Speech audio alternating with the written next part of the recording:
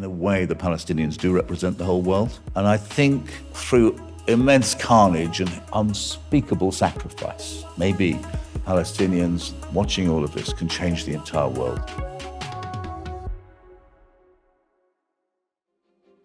Taking centre stage today is Peter Oborne, a respected journalist and political commentator. He's authored a number of books, including The Rise of Political Lying and The Triumph of the Political Class. He was the former chief political commentator of the Daily Telegraph and writes a political column for Middle East Eye. In today's episode, he discusses the role of the media in shaping the narrative around the war on Gaza and the growing divide in the West between the political stance and the public opinion. Peter Oborne, thank you very much for joining us for Centre Stage. It's an honour to have you here. I'd like to start this conversation off with a few of your words. Now, you said, at times of crisis, the job of the statesman is to resolve problems, not inflame them, to show wisdom and to ignore popular clamour, to remind all parties of their obligations under international law. So my question to you is, how have Western governments handled this situation since October 7th? I'm afraid the Western governments have disgraced themselves. But being British, to see Rishi Sunak, the British Prime Minister, go to Tel Aviv after leading Israeli politicians have started to make really terrifying genocidal statements and say we are unequivocally with the state of Israel. Of course, it was right for Mr. Sunak, as British Prime Minister, to go and express his immense sympathy and love for the people who died, and express his shock and horror, and express support. But just give an unequivocal support was the wrong language. A statesman would have gone and said, look, you have to respond, but no, be wary. Don't commit war crimes. Don't kill innocent civilians. And that is what the British and other prime ministers around the world did. The President Biden has been a tragic figure, I'm afraid, in this business, where he's questioned the statistics of the people killed in Gaza. He's gone on giving sort of immense sort of military aid. He has blocked. I mean, I think this last few days have been horrible. The blocking of the humanitarian ceasefire by the US president. I think this is turning into one of the darkest moments in American history. Well, they do have the elections coming up next year as well, for 2024. How will this affect Biden's run next year? Well, I'm not an expert on American politics, but you read. Well, you also had the UK elections next year. We do indeed. Well, in that case, let's have a little brief glance at Keir Starmer, the Labour of the opposition, which is the great progressive party in Britain. And of course, Sir Keir is a very distinguished human rights lawyer. And this disastrous moment, which I think will come to haunt him for the rest of his life, when he was asked if he supported collective punishment, which the Israelis were talking about very early on, deprivation of food, water, and he said, yes, they have the right to do that. It was horrifying to hear Keir Starmer. He had an opportunity as the leader of the Labour Party in Britain to be a standing rebuke to Rishi Sunak's slavish support for the actions of the IDF and the Israeli state. And he didn't take it. He didn't know how to take it. And so it was a matter of despair at that point for the conduct of the British political class and, of course, the British media class, the newspapers as well. Well, let's talk about the political class and the ongoing divide with its people. And I think what's been interesting to see is that you have hundreds and thousands of people in support of Palestine, but when it comes to the political class, it's the total opposite. So what's this saying about the gap between the politicians or the government and the people, and not just in Britain, but in the Western Hemisphere? I've been on the marches. My wife, my daughters have been on the marches. And to be called by a British Home Secretary, Suella Braverman, hate marchers is unforgivable. It was framed as the Palestinians were terrorists, the enemies of everything that is decent. And all we were doing was marching for peace. And so we've seen the horrific images and, marching so that babies wouldn't be killed, bombed. And so there is this kind of language by Suella Braverman, the Home Secretary, was supported by the Prime Minister.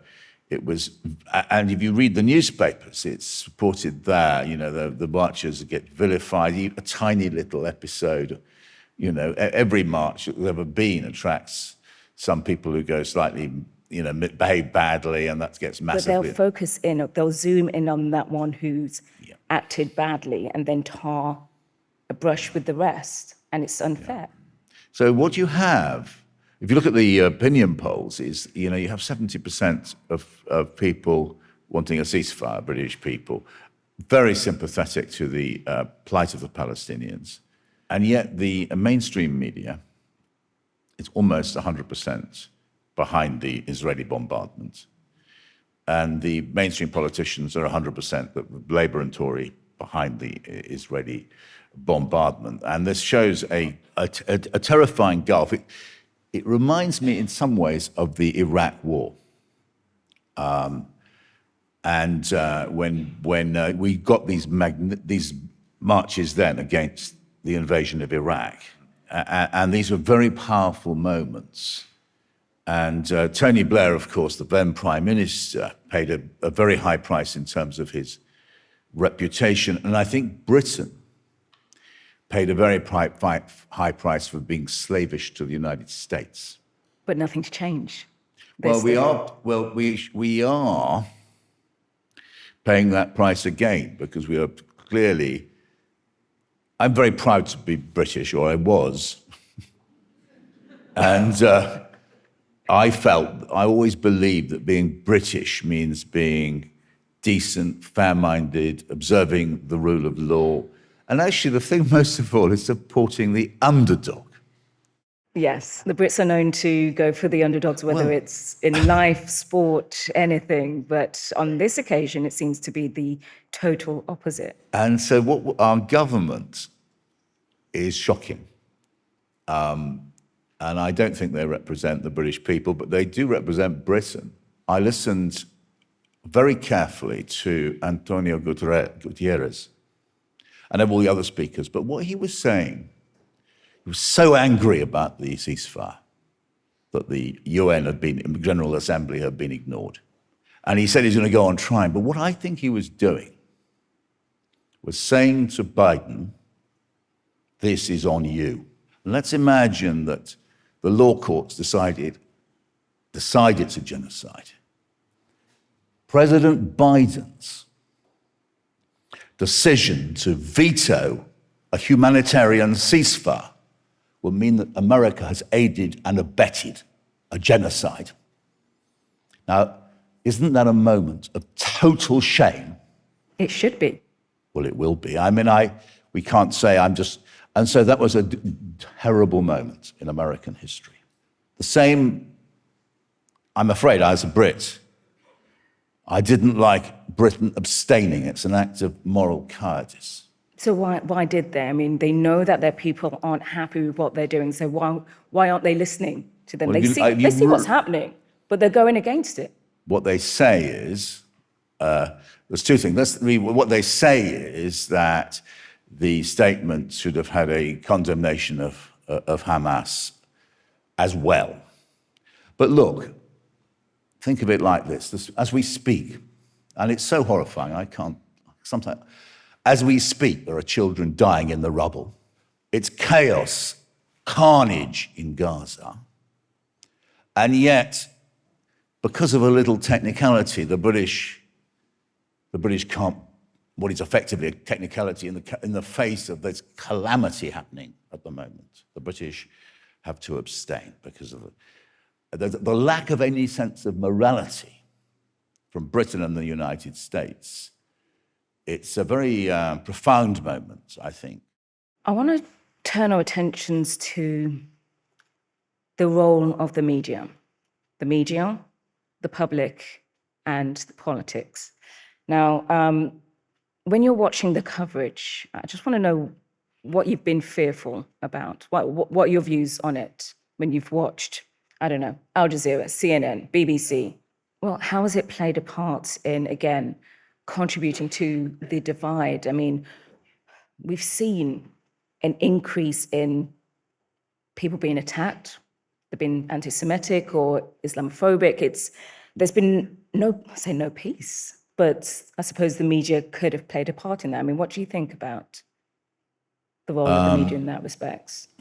Look, this is the long ongoing problem, is that the media vilifies minorities.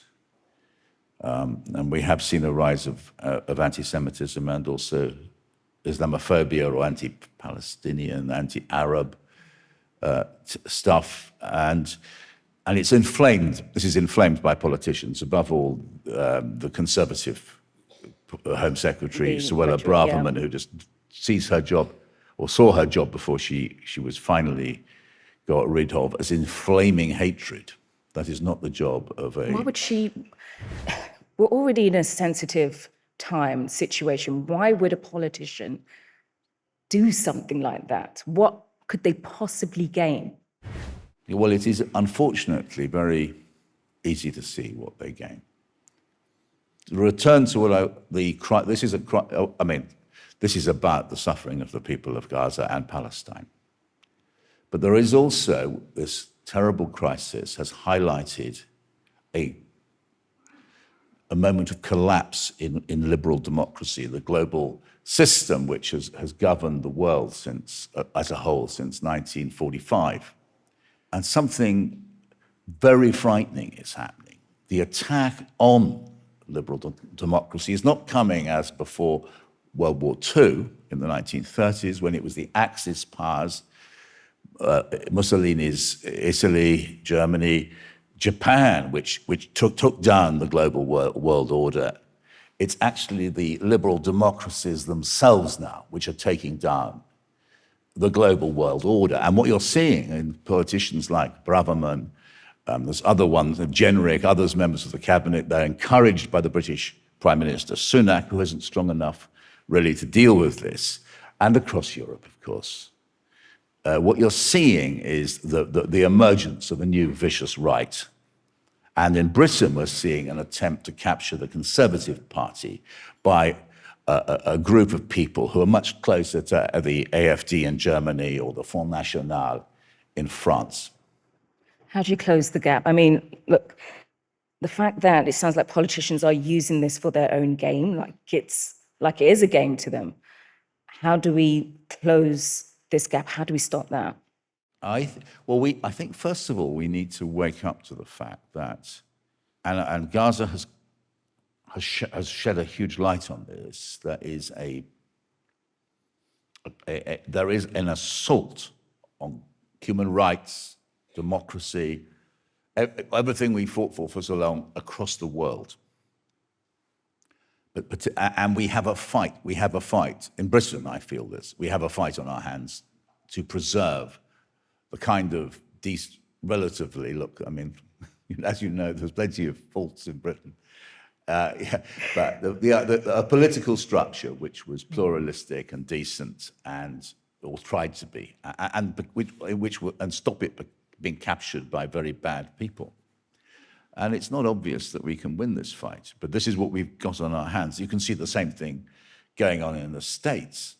I mean, where it's almost terminal. I'm going to finish how I started, and again with your words. You said, "I pray that I'm wrong, but I fear Western leaders are now establishing the political foundation that would leave us complicit in massacres, indiscriminate bombing, and ethnic cleansing." Now, we all know that, hindsight is 2020. How will history look back on the Western governments in this conflict? Well, I think I wrote that very early on after October the 7th. And unfortunately, those words have been completely justified. And I think the enormous, unbearable suffering of the Palestinian people can, in some way, I think in a way the Palestinians do represent the whole world, the suffering of the world, the underdogs, the poor, the people who are oppressed. And I think through immense carnage and unspeakable sacrifice, maybe the Palestinians watching all of this can change the entire world and make us learn something.